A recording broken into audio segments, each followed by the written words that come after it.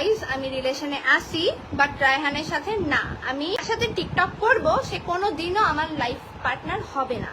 একটি বিষয় খুব ভাবিয়ে তোলে, এদের কি কোনো আত্মীয় স্বজন নাই, নাকি আত্মীয় স্বজন দেখেও না দেখার বান করে?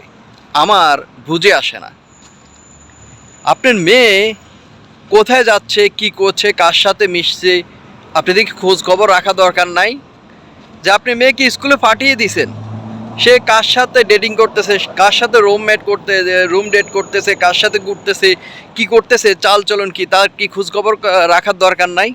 তার কি কোনো আত্মীয় স্বজন নাই? বর্তমানে ফেসবুকে সামাজিক যোগাযোগ মাধ্যমে স্ক্রল করলে দেখা যায় একটি ভিডিও যে এ ডাবলিং করছে, ডবল রিলেশন করছে, যে ওই চকলেট কি জানি বলে, টিকটক নামে একটি বেদি আছে না, ওইগুলা করে এখন আরেকজনের সাথে কট খাইছে, ডবল কি জানি করে, এগুলা নিয়ে এখন সামাজিক যোগাযোগ মাধ্যমে মিস সলকেট নাকি তাকে আরও চলকেট টলকেট বলা হয়, যার নাই চেহারা দাঁত আছে, এই অবস্থা। আল্লাহ মাফ করুক, আল্লাহ তাআলা আর সব কিছুই সৃষ্টির এগুলা। তবু আমি বলছি আপনাদের রুচি, হাই রে ভাই ভাই, তোমাদের রুচি। এই মেয়ে নাকি আরও 3-4টা 5-6টা রিলেশনও করে, সে লাইভেও আসিয়ে বলে। আপনাদের রুচি ভাই দাঁতের নাই ঠিক। এই মেয়ের জন্য একজনের ব্যাগ এদিকে টানে, আরেকজনের ব্যাগ এদিকে টানে, একজন ওইদিকে টানে, একজন ওইদিকে টানে। দুনিয়ার কি আর কি মেয়ে অভাব পড়ছে? হ্যাঁ, যাই হোক, আমি তাদেরকে বলবো, তার কি কোনো ভাই নাই? আমার বোন যদি এমন হতো, এতক্ষণে যে কি অবস্থা হতো তা বলা বাহুল্য। যাই হোক, আব্বার কথা বলতেছি, এই মেয়েটার আব্বার কথা বলতেছি। তো এই আব্বা কীভাবে সমাজের মধ্যে মুখ দেখায়, কিভাবে সমাজে কি কথা বলা তার, আমি তো মানে আমার ভাবতেও অবাক লাগে যে এই অল্প বয়সে হয় না, এখনও মনে হয় যে 18+ হয় নাই, এই অল্প বয়সে তাকে এত স্বাধীনতা দিয়ে দিয়েছেন।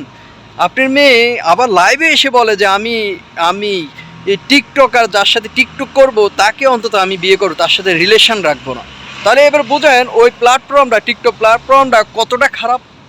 জাস্ট আপনারা এবার ভাবুন, সে নিজেই বলছে যে টিকটক করে, যার সাথে টিকটকাররা তাদের সাথে রিলেশন রাখবে না। সে অলরেডি একটা রিলেশনে আছে।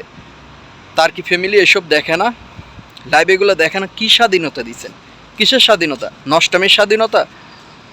আমি তো মনে করবো এখন দেশে স্বাধীনতা পেয়েছে, কিন্তু ওই যে আপনারা ওই যে বাবার দরবারে যারা বাংসু করছেন, মানে বাবার দরবারে গিয়ে তাদের না করে এসব সমাজের যারা ভীতি সৃষ্টি করছেন, এইসব টিকটক প্ল্যাটফর্মে এসব রোগীদের আপনারা আগে ঠিক করেন, তাহলে আপনার সমাজ সব কিছু ঠিক হয়ে যাবে। স্বাধীনতা, সার্বভৌমত্ব সুন্দরভাবে প্রাধান্য পাবে।